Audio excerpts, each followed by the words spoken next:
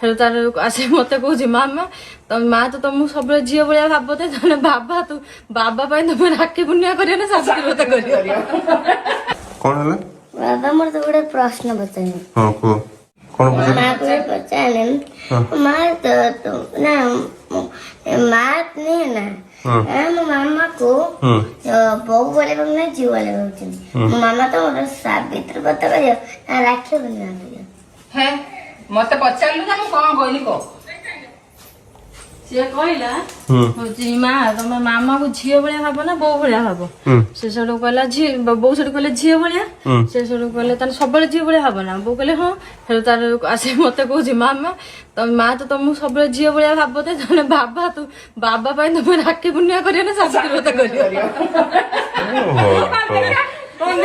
ଏତେ କଥା ମୋ ମୁଣ୍ଡ ନାହିଁ। ଏତେ କଥା କି ତୋର ମୁଣ୍ଡ ମତେ ଯାଇ କହିଲା ମା ତମେ ମୋ ମାମାକୁ ଝିଅ ଭଳିଆ ଭାବ ନା ବୋଉ ଭଳିଆ ଭାବ। ମୁଁ କହିନି ମୋ ମାମାକୁ ଝିଅ ଭଳିଆ ଭାବେ। ସେଇଠୁ ତା ମାମାକୁ ଆସିକି କହୁଛି ମାମା ଯଦି ମା ତମକୁ ଝିଅ ଭଳିଆ ଭାବୁଛନ୍ତି ତମେ ବାବା ପାଇଁ ସାବିତ୍ରୀ ବ୍ରତ କରିବେ ନା ରାକ୍ଷୀ ପୂର୍ଣ୍ଣିମା କରିବେ। ଏତେ ଭାବନା ଲୋ ଖୁସି ମା ତୋର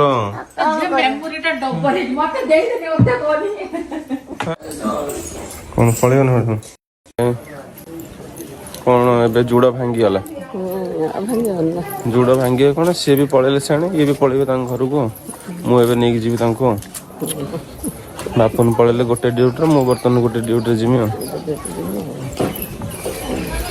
ହଉ ଚାଲ ସୋନୁ ସୋନୁ ସୋନୁ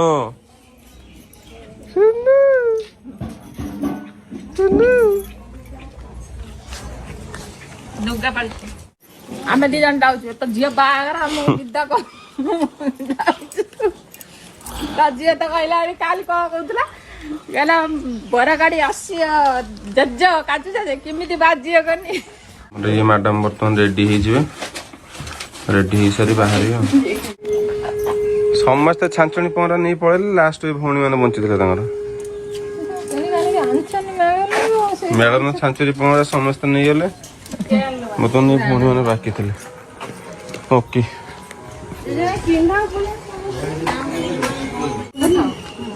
ମୁଡିଥିବ ସେପଟକୁ ରଖିବା।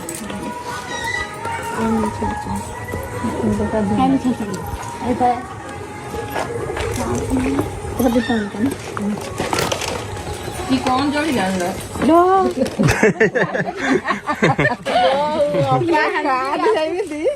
ସୁନା ପୁଅକୁ ଗୋଟେ ଧରେଇଦେଲି ସିଏ ତାର